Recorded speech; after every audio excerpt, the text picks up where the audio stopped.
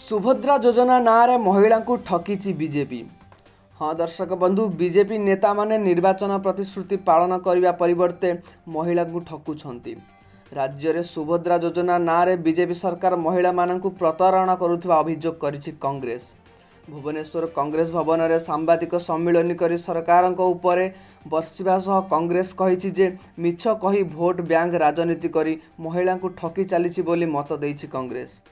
प्रति महिला को 50,000 टंका लेखाई देबाकू निर्वाचन बेले घोषणा करने सह महिला सशक्तिकरण लगी बीजेपी प्रतिश्रुतिबद्ध बोली कहिथिले। हेले शासन को आसिबा परे प्रतिश्रुति सबू पानीर गार पलटिछि। वर्ष को 2टी किस्ती रे 10,000 टंका देबाकू कही महिला को ठकुछंती। 10,000 टंका देबे अथवा दैनिक 27 टंका। एतिकिरे महिलार सशक्तिकरण किपरि हेबो? सेहीपरि 60 वर्षर महिला को यही योजना रे सामिल करा जीवन नाही। अथच 60 वर्षर महिला देशर अर्थमंत्री केमिति होई परछंती बोली प्रश्न करिछि कांग्रेस। अन्य पक्षरे बीजेपी सरकार कहिसंती सेप्टेम्बर 17 रु आवेदन हेबो सुभद्रा। हेले आर्थिक स्वच्छल वर्गर महिला पाइबेनी सुभद्रा सहायता। सरकारी चाकरी करुवा महिला पाइबेनी सुभद्रा सहायता। आयकर प्रदान करुवा महिला मध्य पाइबेनी सुभद्रा सहायता।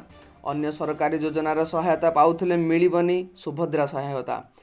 मासिक 1500 बा वार्षिक 18,000 टंका पाउथिले भी मिलिबनी सुभद्रा सहायता। ए सबु एक रणनीति तो नुहे आउ कौन? तो दर्शक बंधु, ए सुभद्रा योजना उपरे आपणक मतामत कौन निश्चिंत कमेंट करी जणांतु एवं वीडियो गोटे लाइक करी चैनल को सब्सक्राइब करंतु।